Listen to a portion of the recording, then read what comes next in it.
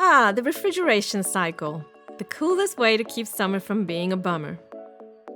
On the low pressure side, heat is absorbed into the refrigerant as it changes from a liquid to a gas.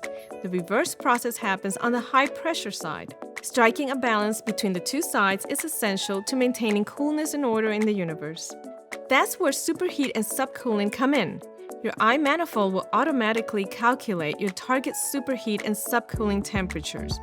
You then simply determine if the actual displayed values are within range of your targets and adjust the refrigerant charges needed.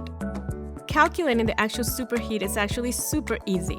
First, use a refrigeration gauge and a pressure temperature chart to determine the evaporation temperature on the low pressure side. Then, measure the temperature of the vapor line, also called the suction line, at the condenser inlet. Subtract the evaporation temperature from the vapor line temperature and congrats! You've calculated the actual superheat. The subcooling is calculated on the high pressure side. Consult your charts and gauges again to determine the condensing temperature, then measure the liquid line temperature at the condenser outlet. The condensing temperature minus the liquid line temperature will give you the actual measured subcooling. Now that you've got the actual measured superheat and subcooling values, simply add or remove refrigerant to get within your calculated target range. For most systems, that should be plus or minus 5 degrees Fahrenheit for superheat and 3 degrees for subcooling.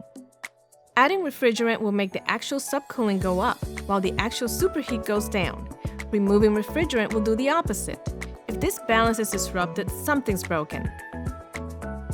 Whether your components are mismatched, your metering device is faulty, or your refrigerants are mixed, you'll have to make a technical decision in the field to get as close as you can to your target superheat and subcooling values.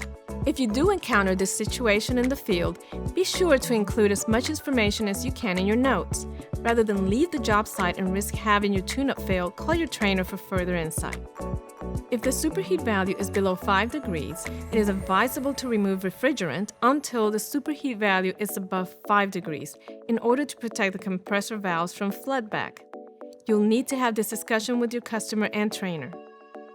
Of course, the most important rule of all is to never, ever let summer win.